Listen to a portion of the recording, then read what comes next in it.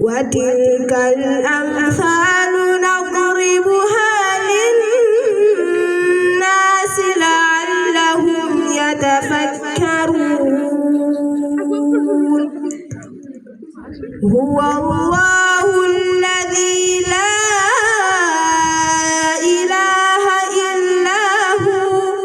عالم الغيب والشهادة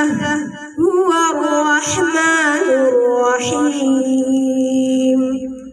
هو الله الذي لا إله إلا هو الملك القدوس السلام المؤمن المهيمن العزيز